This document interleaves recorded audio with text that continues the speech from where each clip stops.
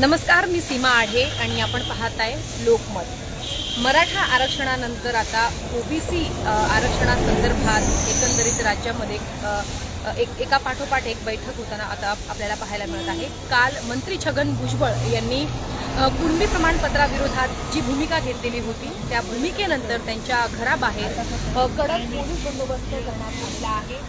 सुरक्षेमध्ये वाढ करण्यात आलेली आहे। आपण पाहू शकतो पोलीस बंदोबस्त मोठ्या प्रमाणात या ठिकाणी करण्यात आलेला आहे।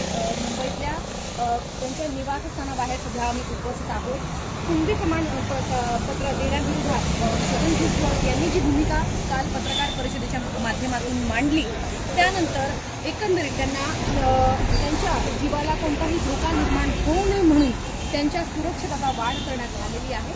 त्यांच्या घराबाहेरचं आपण हे दृश्य पाहू शकतो आणि सध्या छगन भुजबळ यांच्या निवासस्थानी ओबीसी नेत्यांची महत्त्वाची एक बैठक पार पडत आहे आणि भुजबळांच्या वक्तव्यानंतर कोणताही अनुचित प्रकार घडू नये याकरिता आता पोलिसांचा बंदोबस्त त्यांच्या घराबाहेर मोठ्या प्रमाणात वाढवण्यात आलेला आहे। त्यांनी असं काल म्हटलेलं होतं की सरसकट कुणबी प्रमाणपत्र देणं हे योग्य नाही। एकंदरीत मागच्या दाराने तुम्ही ओबीसीमधून आरक्षण देत आहात मराठा समाजाला, असं त्यांनी वक्तव्य केलेलं होतं आणि या भूमिकेला, सरकारच्या या निर्णयाला त्यांनी कुठेतरी विरोध दर्शवलेला होता। आणि त्याच्यानंतर आपण पाहतोय की ओबीसीचे नेते हे जे आहेत ते ॲक्टिव्ह झालेले आहेत, ओबीसीचे कार्यकर्ते ॲक्टिव्ह झालेले आहेत आणि त्यानंतर आता मंत्री जे सरकारमध्ये मंत्री आहेत त्यांनी देखील छगन भुजबळ यांच्या वक्तव्याचा विरोध केलेला आहे आणि असं म्हटलंय की छगन भुजबळ यांनी ज्या प्रकारे काल एक वक्तव्य केलं त्याच्यामुळे महाराष्ट्रामध्ये एक संभ्रमाचं वातावरण निर्माण झालेलं आहे।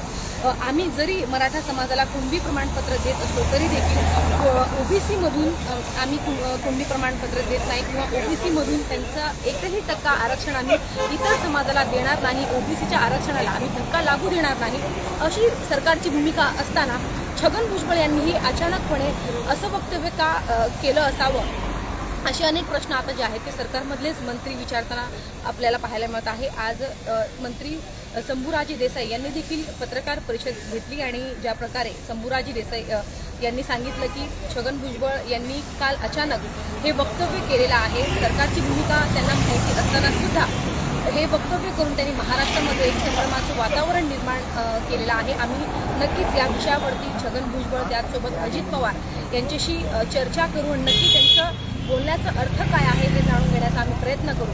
त्यांना माहिती आहे की आम्ही कुणबी प्रमाणपत्र देत आहोत, मात्र ओबीसी कोट्यातून आम्ही मराठा समाजाला किंवा कुणबी प्रमाणपत्र देऊन ओबीसी आरक्षणाला आम्ही धक्का लागू देणार नाही, अशा प्रकारचे आम्ही निर्णय घेत असताना छगन भुजबळ यांनी असं वक्तव्य का केलं आहे याची आम्हाला माहिती नाही। मात्र उद्या कॅबिनेटची बैठक होणार आहे, तत्पूर्वीच आम्ही एक विशेष बैठक बोलवू, त्याचसोबत छगन भुजबळ यांच्याशी आम्ही चर्चा करू, अजित पवार यांच्याशी चर्चा करू आणि नक्की एका गटाने किंवा मंत्री छगन भुजबळ यांनी सरकारच्या निर्णयाच्या विरोधामध्ये अशी भूमिका का घेतली असावी याबाबत आम्ही चर्चा करणार आहोत। आता छगन भुजबळ यांनी जी भूमिका घेतली, जे वक्तव्य केलं कुणबी प्रमाणपत्रासंदर्भात, त्यानंतर त्यांना त्यांच्या सुरक्षेमध्ये सध्या वाढ करण्यात आलेली आहे।